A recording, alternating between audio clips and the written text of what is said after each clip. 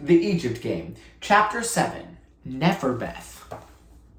Near the end of September, a new girl moved into the Casa Rosada.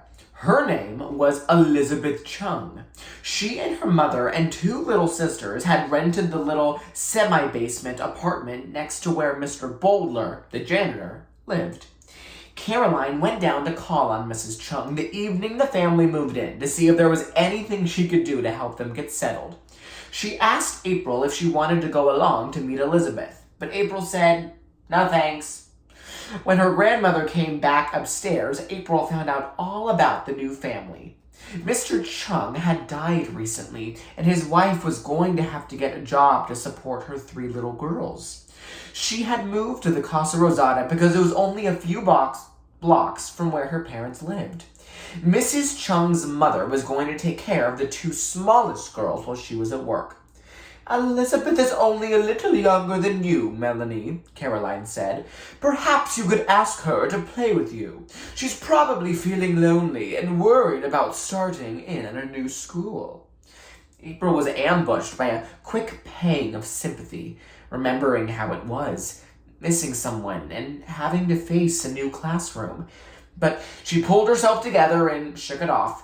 It occurred to her that Caroline ought to know that you didn't pick your friends just because they were handy, or even lonely. You picked them because you thought alike and were interested in the same things, the way she and Melanie were. "How old is she?" she asked, letting her eyes go narrow. "I think her mother said she was 9, Caroline said. "9, said April, with a cool smile. That's a lot younger than 11. Well, of course, it will have to be up to you and Melanie to decide," Caroline said calmly. But as she turned to leave the room, April was sure she heard a rather exasperated sigh. April tried to feel pleased about the sigh, but something just prickled uncomfortably. She decided she didn't want to think about it. She called to Caroline that she was going to talk to Melanie. Melanie would understand how impossible it would be to invite someone else to be a part of anything so private and secret as the Egypt Game. Mr. Ross called, "Come in," when April knocked. He was sitting on the couch, surrounded by books and papers. He was studying to be a college teacher, and he always had a lot of work to do in the evenings. He was a big man with dark brown skin and a teasing smile. He was always kidding April about her name. When April opened the door, he said, "Just as I thought. It's springtime. Melanie, the cruelest month is here."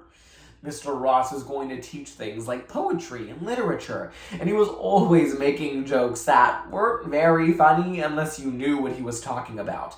That cruelest month business, for instance, was something he was always kidding April about. It didn't make any sense to April until Melanie had found out about it and explained. It seemed it came from a big long poem that started out about how April was the cruelest month. April still didn't think it was any riot, but she guessed it was okay for that kind of joke.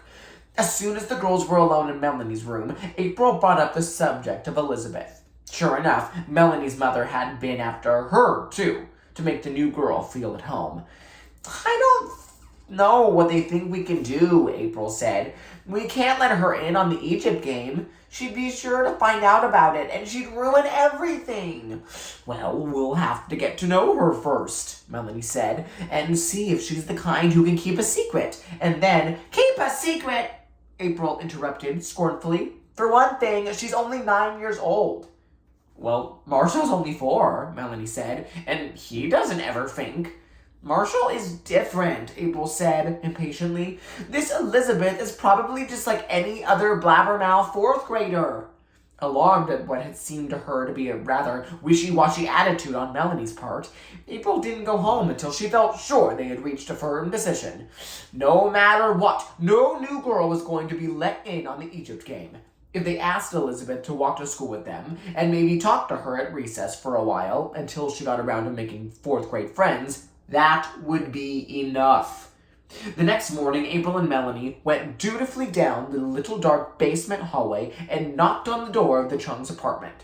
Almost immediately, the door across the hall opened, and Mr. Bowler, the janitor, looked out. "Oh, hello there, young ladies," he said. "Thought I heard someone knocking on my door." "Hello, Mr. Bowler," Melanie said. "We've come to get the new girl and to take her to school with us." "Well, now, isn't that nice? I think that's right nice of you, young ladies." April and Melanie turned back to the Chung's door, but Mr. Boulder went on, standing behind them. They exchanged sideways, wouldn't you know it, glances. Mr. Boulder was a fattish man with faded blonde hair who was always nosily cheerful at children.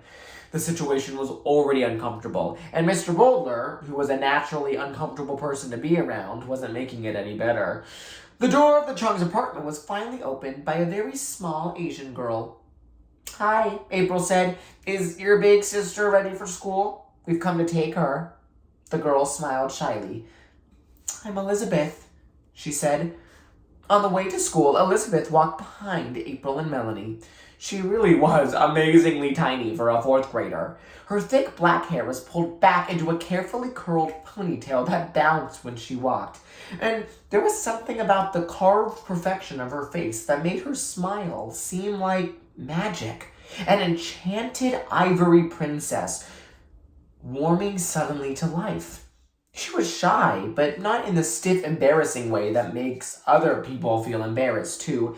It was a gentle, friendly shyness that made other people feel important, sort of in charge of things. April had been afraid, well, looking at Elizabeth's upturned face and pretty tilted eyes, wide with wonder at almost anything you told her. It was hard to remember just what she had been afraid of. She almost wished she hadn't been so convincing when she talked to Melanie the night before about how they didn't want anyone else butting into their friendship. By the time April and Melanie delivered Elizabeth to the door of the fourth grade room, they had completely forgotten that taking care of Elizabeth had been anybody's idea but their own. Melanie's forehead wrinkled with worry as she watched Elizabeth make her way timidly through the noisily assembling fourth graders to the teacher's desk. And a couple of boys who were saying, "Hey, look at the new girl," and a girl, and other typically fourth grade remarks were suddenly silenced when they met April's ferocious glare. That afternoon, April and Melanie walked Elizabeth home, and by the next morning they were both wondering if it wouldn't be all right, after all, to let her join the Egypt game. But it was a touchy sort of thing to bring up, not knowing for sure how the other felt about it. And then a very strange thing happened. Elizabeth had arranged to meet them that morning on the front steps of the Casa Rosada, and when April and Melanie were crossing the lobby, they could see her through the glass of the front door. She was sitting on the railing and looking up at Orchard Avenue, seeing her profile was turned towards them.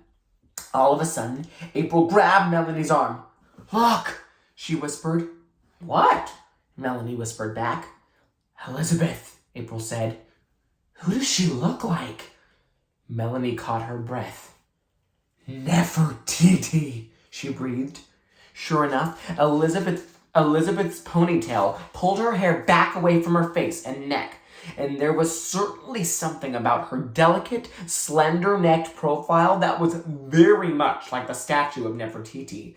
Of course, Elizabeth's nose was a tiny bit shorter, and maybe her chin was a little rounder, but the resemblance was there, just the same.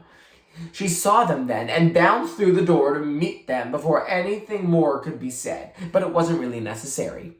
April and Melanie just looked at each other and nodded, and all the way to school they started telling Elizabeth all about the Egypt game.